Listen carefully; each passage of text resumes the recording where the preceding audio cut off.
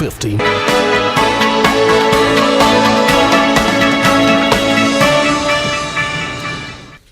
Hello आदाब, good afternoon. मैं हूं आपके साथ सना वारिस। आप देख रहे हैं हमारा खास प्रोग्राम चलती रहेगी ज़िंदगी। चलती रहेगी ज़िंदगी में रोज़ाना हमें आपकी फ़िक्र है, इसलिए हम रोज़ाना कुछ ऐसे मौज़ूआत को लेकर आते हैं जो कि सेहत के मुतालिक होती है, चाहे वो किसी भी डिज़ीज़ से जुड़ी हुई हो। आज की अगर हम बात करें तो आज हम बात कई चीज़ों पर करने वाले हैं। सबसे पहले अगर बात करें जिस पर हमें बात करना मुनासिब लग रहा है वो ये, क्योंकि इस वक्त मौसम गर्मा चल रहा है, गर्मी का मौसम है, तो गर्मी के आते आते कई बीमारियां भी पनपती हैं, या फिर यूं कहें कि कई बीमारियां गर्मी भी साथ लाती है। ऐसी सीजनल बीमारियां होती हैं, तो इससे खुद को बचाने के लिए क्या कुछ करना है, कैसी तैयारियां होनी चाहिए, घरों में किस तरह की तैयारियां होनी चाहिए, और साथ ही सरकारी सतह पर अगर लोगों को नहीं मालूम है, कुछ ऐसे अमराज होते हैं जो बड़ी तेज़ी से के साथ बढ़ते हैं, तो सरकार की तरफ से हम देखा है या एमसीडीज़ की तरफ से देखा है कि उन चौकसी बरती जाती है, फिर उसके बाद छिड़काव किया जाता है। तो कौन कौन से ऐसी चीज़ें हैं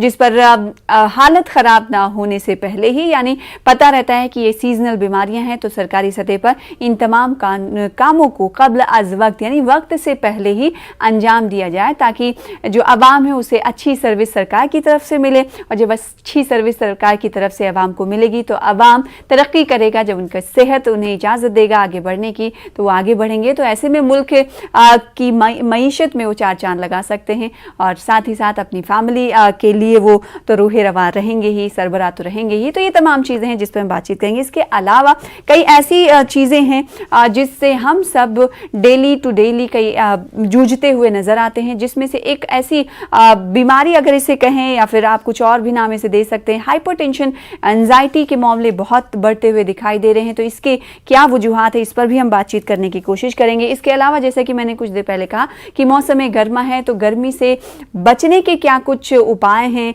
इसके अलावा गर्मी में कौन कौन सी ऐसी बीमारियां हैं जो फैलने के का ख़तरा उनका रहता है, लिहाजा उनसे बचने की क्या कुछ वजूहात, क्या कुछ तरीक़े हैं, वो हम जानने की कोशिश करेंगे। दो खास मेहमान हमारे साथ जुड़ेंगे। डॉक्टरों का पैनल होगा जिसमें डॉक्टर नरेश चावला साहब होंगे, national joint secretary Indian medical association के। अब से कुछ देर बाद हमारे टीवी स्क्रीन पर आप उन्हें देख पाएंगे। अभी सिर्फ और सिर्फ doctor Dhiren Gupta, senior consultant, Gangaram hospital, हमारे दरमियान मौजूद हैं। वेलकम सर, बहुत शुक्रिया और न्यूज़ 18 उर्दू को वक्त देने के लिए।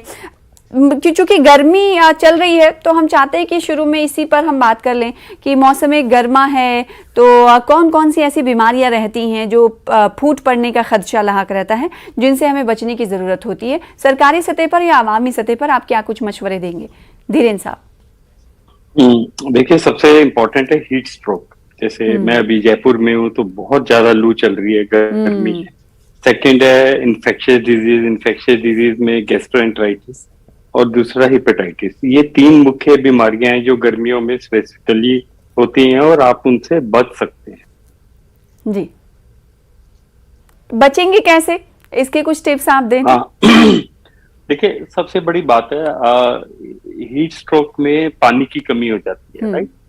तो आप जितनी कोशिश करें हर 2-3 घंटे में अपने आप को हाइड्रेट करें। इसके लिए दूसरा इंपॉर्टेंट पॉइंट है, आप घर से पानी को लेके जाएं और कोशिश करें बाहर का पानी, स्पेशली जो खुला हुआ पानी होता है, वो ना पिए।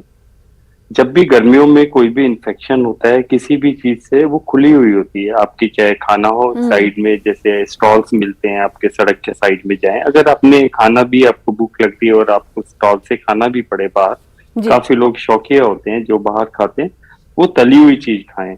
तली हुई चीज में सबसे मेजर बेनिफिट ये होता है कि आपकी अगर थोड़ा इन्फेक्शन है भी, वो भी खत्म हो जाता है। लोगों को आम धारणा होती है कि तली हुई चीज नुकसान करती है, बट फैट इंक्रीज कर सकती है लेकिन इन्फेक्शियस कम होती है। इसी वजह से कहा जाता है कि अगर जूस के स्टॉल्स हैं तो आप गर्मियों में उनका इस्तेमाल ना करें, वहां तक ना जाए, क्योंकि गन्ने के जूस को पीने की बहुत बात होती है, लेकिन धीरे धीरे ऐसा होता है कि कहा जाता है डॉक्टर धीरेन साहब कि आप गन्ने के जूस अगर स्टॉल्स में बिक रहे हैं तो आप उनसे ना ले और ना पिए।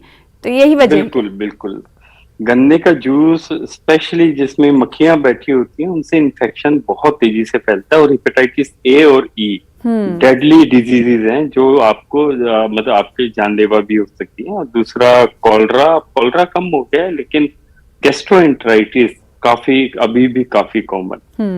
इस बीच एक और खास मेहमान हमारे साथ जुड़ चुके हैं जिनका जिक्र मैंने कुछ देर पहले किया था, डॉक्टर नरेश चावला साहब। आपका इस्तकबाल। आप नेशनल ज्वाइंट सेक्रेटरी हैं इंडियन मेडिकल एसोसिएशन के, हमारे साथ जुड़ चुके हैं। चूंकि गर्मी का मौसम है तो गर्मी के हवाले से हम बात कर रहे थे डॉक्टर नरेश चावला साहब की, किस तरीके से लोग बचें और कौन कौन सी ऐसी बीमारियां हैं जो ज्यादा इफेक्ट करती हैं लोगों को गर्मी में, तो क्या क्या उपाय हैं जो डॉक्टर लोगों को या फिर अवामी सतह पर या फिर सरकारी सतह पर उसे सही करने की जरूरत है। दिल्ली की अगर हम बात करें तो इन गर्मियों में कई ऐसे अमराज रहते हैं जिनमें ज्यादा इजाफा हो जाता है। जैसे जैसे गर्मी बढ़ेगी वैसे वैसे चिकनगुनिया के मामलात बढ़ जाते हैं, केसेस बढ़ जाते हैं। तो इसकी वजह आप क्या मानते हैं? क्या जो नगर निगम है उनकी तरफ से तमाम जो चीजें होती हैं वो नहीं की जाती, साफ सफाई नहीं की जाती है, इसकी वजह से ये मामले बढ़ते हैं या फिर अवामी लापरवाही भी होती है?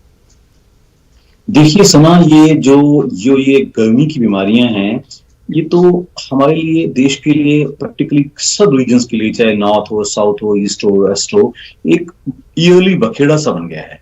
इस साल थोड़ी सी तब्दीली इसलिए है कि इस बार सर्दियों के बाद गर्मियां बड़ी तेजी से आ गई हैं और गर्मी ऑलमोस्ट मार्च में 42 टेम्परेचर नॉर्थ इंडिया में टच करना मायने रखता है। तो उसलिए थोड़ा सा लोग ना, हर साल क्या होता है कि जैसे लोगों को सर्दियों की कुछ प्रैक्टिसेस होती हैं वो गर्मियों में लोग अपने आप एकदम बदल नहीं पाते। तो मैं अब आपको कुछ सुझाव आम जनता को देना पसंद करूंगा जिससे उनकी गर्मी स्मूथली पास होगी और आसानी से पास होगी। जहां तक बीमारियों की बात है, ज्यादातर बीमारियां या तो फिजिकल हीट से होती हैं या हमारे अनहाइजीनिक फूड से होती हैं। तो जहां तक फिजिकल हीट से बचने की बात है, उसके लिए बड़े बूढ़ों को अंदर रखा जाए, शाम के टाइम बाहर निकाला जाए 6-7 बजे के बाद, सुबह कुछ करना है तो 7-8 बजे से पहले कीजिएगा। सेम इज ट्रू फॉर बच्चों ऑल्सो। और बाकी जो लोग दिन में बाहर निकलें, सबसे अच्छा बचाव फिजिकल हीट से बचने का, गर्मी से बचने का एक ही होता है कि अपने आप को ठंडी जगह पे रखिए। अगर आप ठंडी जगह पे नहीं रख सकते तो स्कर पे कोई अंगोछा या कोई स्कार्फ रखिएगा। और उससे भी एक और अच्छा उपाय है जिसका नाम है पानी का इंटेक बढ़ाना। इस गर्मी में हमारा पानी का इंटेक एक एवरेज अडल्ट को कम से कम 3 से 4 लीटर मिलना चाहिए। बहुत ज्यादा ठंडे रेफ्रिजरेटेड पानी पे इंसिस्ट मत कीजिएगा, नॉर्मल या हल्का ठंडा पानी पीजिएगा। इसके नींबू पानी, लस्सी, मौसमी का जूस, बेल का रस, जितना इन चीजों की खपत होगी, वो साथ में जूसी फ्रूट्स ताजे कटे हुए, फॉर एग्जाम्पल तरबूज, खरबूज, पपाया, ये सब, मौसमी, संतरा, ये सब हमें बचाते हैं। यानी सीजनल फ्रूट्स का इस सीजन में जितना आप इस्तेमाल करेंगे उतने ही आप सेहतमंद रहेंगे। इसके अलावा धीरेन जी का रुख कर लेते हैं जो कि हमारे साथ जुड़ चुके हैं एक बार फिर से। डॉक्टर धीरेन गुप्ता, मैं बात करना चाहती हूँ, गर्मी पे तो हम बात ही कर रहे हैं, उसके कई उपाय आप लोग बता रहे हैं। इसके अलावा कई ऐसे मौज़ूआत रहते हैं जिसे मैं टच करने की कोशिश करती हूँ ताकि वो नाजरीन जो नहीं जान पाते तो घर बैठे सलाह डॉक्टरों से मिल जाए। हाइपरटेंशन की और एंजाइटी की मैं बात कर रही थी। मौजूदा वक्त में हमने देखा है कि इसमें इजाफा होता हुआ दिखाई दे रहा है। आखिर इसकी वजह क्या है? देखिए, 2 चीजें। एक, ये आपकी बात बिल्कुल ठीक है, बच्चों में भी काफी एंग्जाइटी देखी गई है। अभी तक स्कूल्स बंद थे, बच्चे घर के एनवायरनमेंट में ही एक्सपोज थे और स्पेशली एडोलेसेंट्स में काफी ज्यादा एंग्जाइटी। एडोलेसेंट मतलब ये 10 से 15 साल 18 साल की उम्र में काफी ज्यादा एंग्जाइटी। घर में ओवर एक्सपोज हुए, घर के मालूमात उनको ज्यादा मालूम पड़े, उनके ओवर एक्सपोजर भी प्रॉब्लम करता है।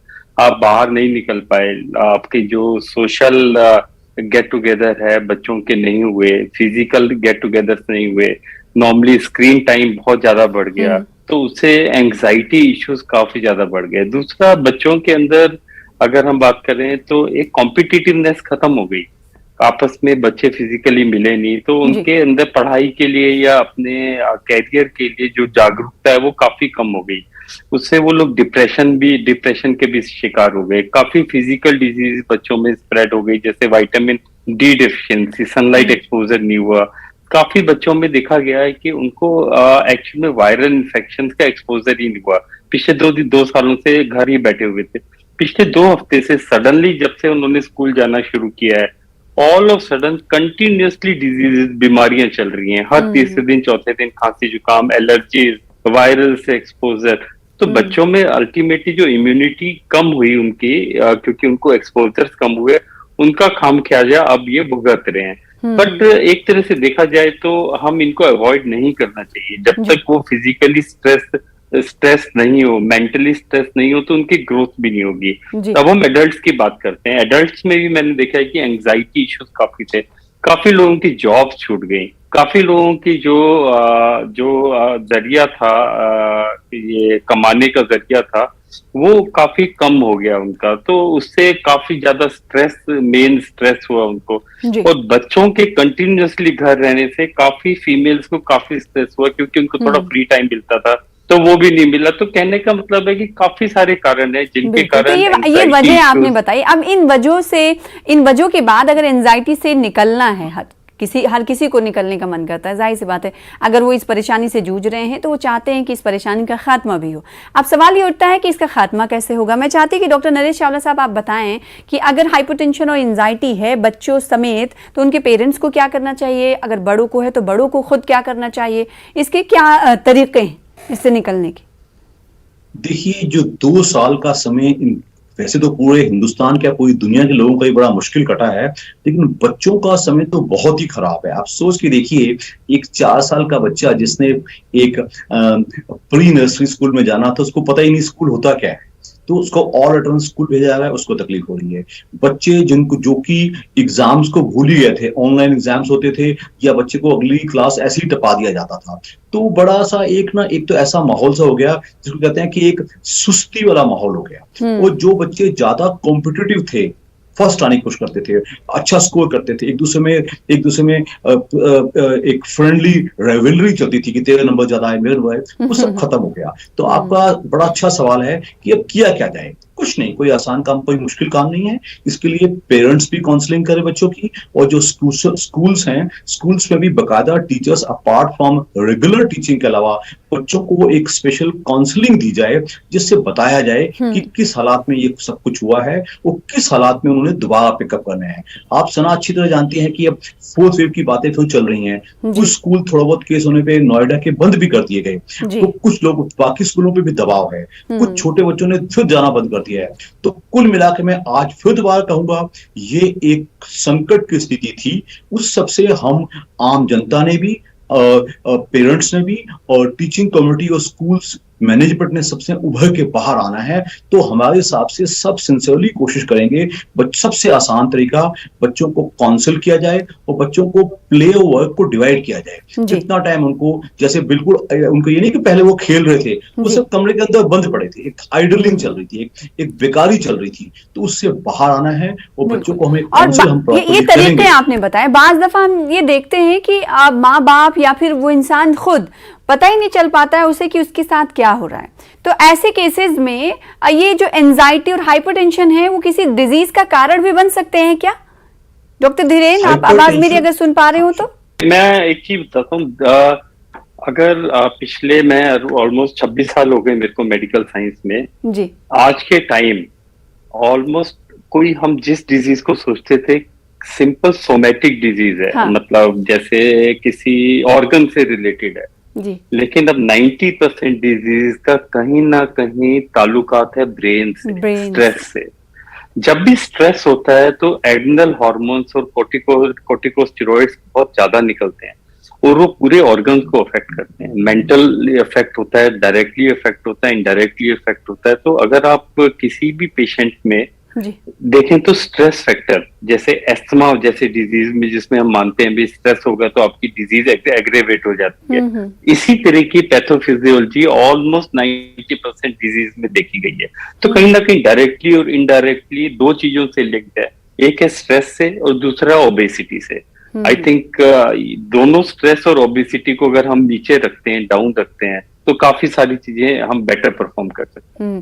तो जो पेशेंट होता है वो तो समझ नहीं पाता है ना, चाहता भी है सही निकलना, लेकिन वो निकल नहीं पाता है। तो ऐसे में क्या करना चाहिए कि वो ऑब्सेशन को और अपनी इन तमाम चीजों को वो रोक सके? डॉक्टर नरेश चावला।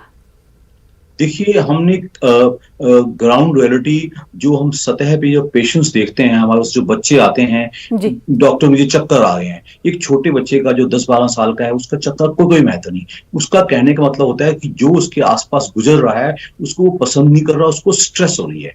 तो डॉक्टर का फर्ज बनता है उस बच्चे की काउंसलिंग करे, उसको हकीकत का एहसास दिलाए, उसके पेरेंट्स को बताए कि उसको कैसे किया जाए, थोड़ा सा उसकी अटेंशन डाइवर्ट की जाए, थोड़ा सा उसको किसी प्ले में लगाया जाए, थोड़ा सा जगह को तब्दील किया जाए कुछ टाइम के लिए। यस, उसकी पढ़ाई में रुचि बढ़ाई जाए। तो ये कोई 2 मिनट का खेल नहीं है, ये धीरे धीरे कहते हैं जो ये कोरोना के जख्म है जो शारीरिक रूप में, मानसिक रूप में, सर्कल रूप में हम सबके ऊपर आए हैं। Everybody is affected including adults और senior citizens, house ladies, working ladies, सब कुछ बदल गया है। तो अब हम सब धीरे धीरे उस ट्रॉमा से बाहर आने की कोशिश कर रहे हैं। तो मैं उम्मीद करता हूं कि आने वाला हिंदुस्तान हमारा ऐसा रहेगा कि शायद अगले 2-4-6 महीने में हम इससे काफी हद तक बाहर आ पाएंगे। और इवन जो 4th वेव जिससे बहुत जनता डर रही है, मैं आपके चैनल के माध्यम से आम जनता को बताना चाहूंगा, it is not a very dangerous virus, is बड़ी माइल्ड सी स्ट्रेन है, बहुत तेज निकल जाएगी।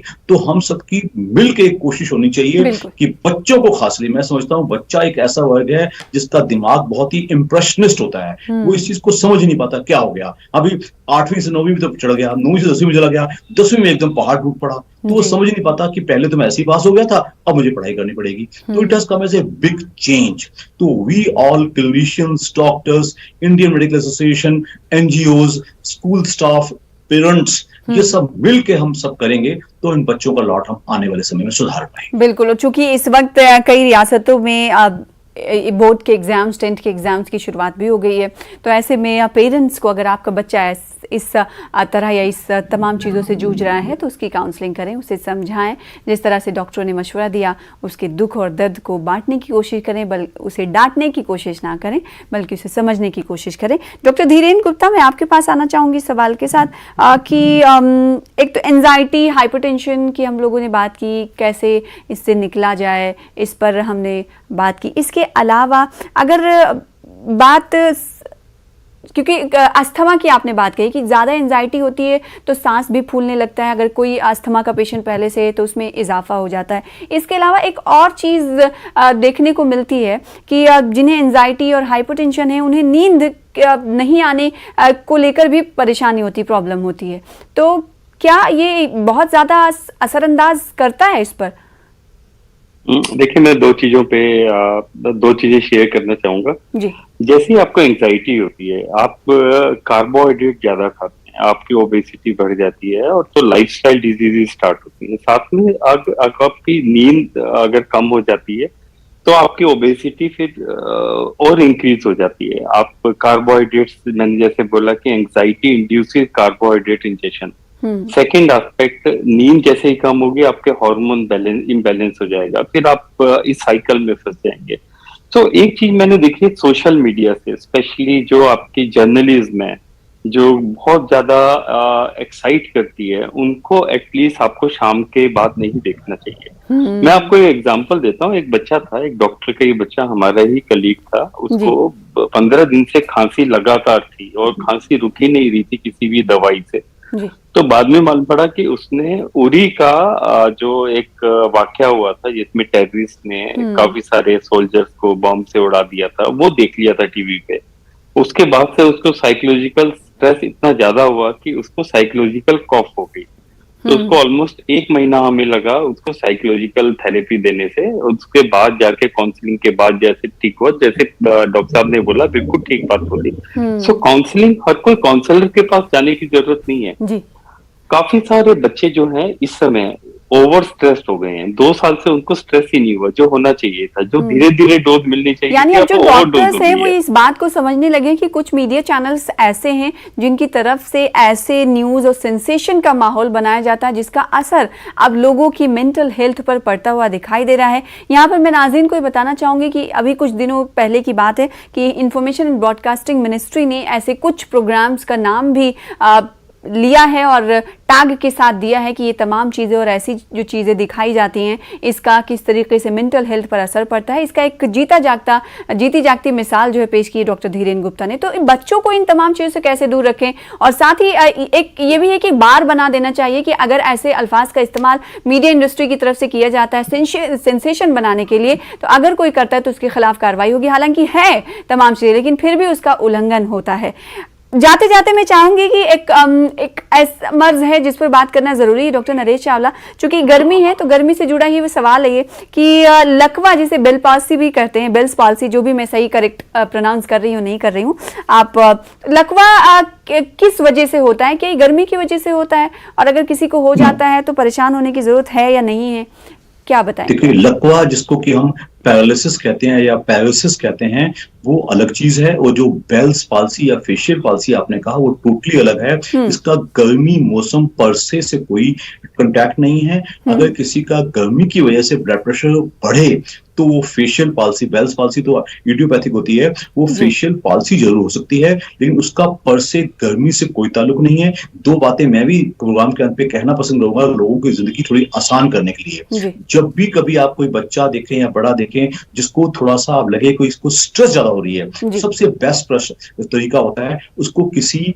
फिजिकल एक्टिविटी में, चाहे प्ले में इन्वॉल्व कर लिया जाए। वो सबसे आसान तरीका है, उससे हमारी स्ट्रेस कम हो जाती है। और जैसे कि आपने सीधा सवाल पूछा था, बेल्स पाल्सी, फेशियल पाल्सी का इससे कोई ताल्लुक नहीं है। गर्मी, आप पानी बहुत पीजिएगा, आप अपने आप को रिलैक्स रखिएगा। माँ बाप आप बच्चों को अपने पास, कई बार ये देखने को मिला है, ऐसे मिसालें या फिर एग्जाम्पल्स ऐसे सामने आई हैं डॉक्टर धीरेन की, गर्मियों में लोग ये मानते हैं, शायद पता नहीं आप इससे इत्तेफाक करेंगे नहीं, कि गर्मी की वजह से मुंह टेढ़ा होने की भी बात लोग करते हैं, तो क्या ये सही है? ये ना सब चीज ना, डिहाइड्रेशन, कभी कभी ऐसा होता है कि डिहाइड्रेशन हो गया, आपका ब्लड थोड़ा सा गाढ़ा जिसको कहते हैं हो गया, और आपको चक्कर वगैरह आ गए, थोड़ा सा लगा कि मुंह टेढ़ा हो गया, जिसको हम सिंकोपी बोलते हैं। बट जैसे डॉक्टर साहब ने बोला, इसका पैरालिसिस से कोई डायरेक्ट संबंध नहीं है। वेदर ट्रांजिशन कितना लोगों के लिए नुकसानदेह है, इसके लिए क्या करना चाहिए? क्योंकि गर्मी से एकदम एसी में आ जाना, एसी से एकदम गर्मी में जाना, हाँ, थोड़ा ग्रेजुअल होना चाहिए। बट ऐसा नहीं है कि ये थोड़ी एक धारणा है कि अगर आप गर्मी है और एकदम ठंडा, बट अगर आप ग्रेजुअली चेंज करते हैं अपने आप को तो बॉडी को टाइम मिलता है और बॉडी जल्दी अडेप्ट करती है। तो ये बहुत एक्सट्रीम नहीं होना चाहिए, लेकिन इतने ज्यादा नुकसानदायक भी नहीं है जितनी ये ज्यादा धारणा है। यानी ये नुकसानदायक नहीं जितनी ज्यादा लोग इसके बारे में बात करते हैं, मिथ इसे कह सकते हैं। आखिर में इस सवाल करना चाहूंगी डॉक्टर नरेश चावला आपसे, कि आखिर में आप उन पेरेंट्स के लिए क्या कहना चाहेंगे जिनके बच्चे इस वक्त बोर्ड एग्जाम्स दे रहे हैं और बहुत सारे चेंजेस उनमें देखने को मिल रहा है? बहुत जल्दी मैं चाहूंगी कि आप जवाब दें। बस इतना ही कहूंगा कि बच्चों के ऊपर अनड्यू दबाव मत बनाइएगा, उनका माहौल कंफर्टेबल रखिएगा, उनको बताइएगा वो 2-3 घंटे पढ़ाई करें, फिर बीच में थोड़ा रिलैक्स करें, बीच में पानी पी लेवें, फल खा लेवें और थोड़ा सा रिलैक्स कर लेवें, थोड़ा म्यूजिक सुन लेवें। अनड्यू दबाव ना बनाए। जब मैंने ऐसे बच्चे देखे जो बहुत ज्यादा लायक होते हैं, लेकिन वो इतना ज्यादा पढ़ रहे होते हैं कि उनको मेमोरी लॉस होना शुरू हो जाता है। उनके लिए इतना है कि बच्चे की क्षमता के हिसाब से उनको अच्छा माहौल दिया जाए, उनको सपोर्ट किया जाए, उनको रेगुलर न्यूट्रिशियस डाइट दिया जाए और साथ में पानी ज्यादा पीने के लिए कहा जाए, फल आहार ज्यादा लिया जाए और रिलैक्स रखा जाए, बच्चा अच्छा परफॉर्म अवश्य करे। जी, आपने मेमोरी लॉस की बात की तो मेरा सवाल इससे जुड़ा हुआ था, लेकिन वक्त नहीं है। अगले एपिसोड में जब मुलाकात होगी तो हम पूछेंगे आपसे कि आखिर जो भूलने की बीमारी किसी में नई लगती है तो किस वजह से लगती है। बहुत शुक्रिया हमारे साथ जुड़ने के लिए डॉक्टर धीरेन, डॉक्टर नरेश चावला, बहुत शुक्रिया हमें ज्वाइन करने के लिए। इसी के साथ मुझे दीजिए इजाजत। चलती रहेगी जिंदगी। आदाब।